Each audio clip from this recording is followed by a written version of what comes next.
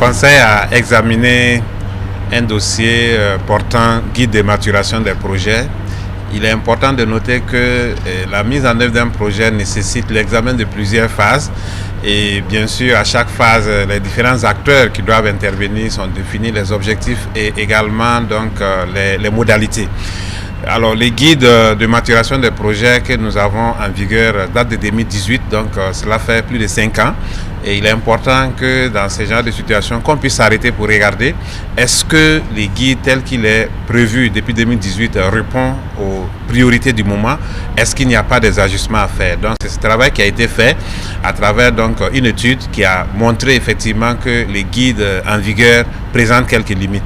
Et donc la nouvelle version du guide prend en compte ces limites pour apporter donc des améliorations au guide de maturation des projets.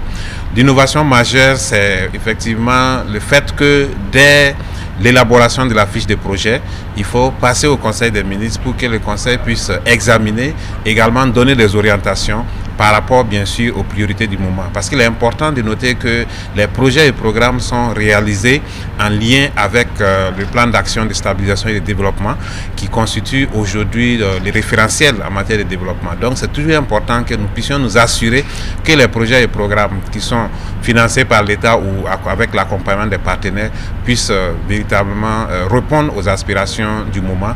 Et donc c'est ce qui a nécessité qu'on définisse donc la revue de la fiche de projet pour donner des orientations avant de continuer aux autres phases, notamment donc la signature de l'accord et avant donc de passer à la ratification. Pour le deuxième dossier, il s'agit de l'opération de contrôle de services faits de présence et également des éléments de rémunération des agents de l'État. C'est la deuxième phase parce que la première phase avait concerné les agents publics qui émargent au SIGASPE, mais cette fois-ci il s'agit des agents publics de l'AGSP qui est l'Agence nationale des soins de santé primaire. Et aujourd'hui nous pouvons dire que le contrôle s'est bien passé et il est ressorti donc du contrôle qu'il y a plus de 500 agents émergents à la GSP qui sont soit en situation irrégulière, soit des agents qui perçoivent des rémunérations fictives ou même des agents qui font l'objet donc de double mandatement. Donc le Conseil a donné des orientations claires pour que toutes les irrégularités relevées soient corrigées et que toutes les personnes qui ont été donc impliquées de façon directe ou indirecte dans ces irrégularités-là puissent être sanctionnées à la hauteur. Et on va d'ailleurs aller plus loin en passant à une opération de contrôle des présences effectives. Ça sera conduit par le ministère de la fonction publique.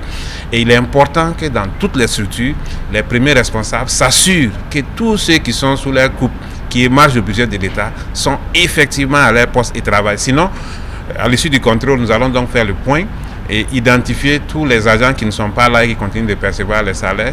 Ils seront sanctionnés, mais pas seulement eux, leurs premiers responsables aussi, qui sont censés assurer le contrôle de leur présence, seront également sanctionnés. Donc c'est un avertissement pour que les gens puissent prendre leurs dispositions, parce que nous allons passer à une autre phase et il est important que tout le monde puisse se préparer pour que nous puissions ensemble travailler à sauvegarder donc les finances publiques.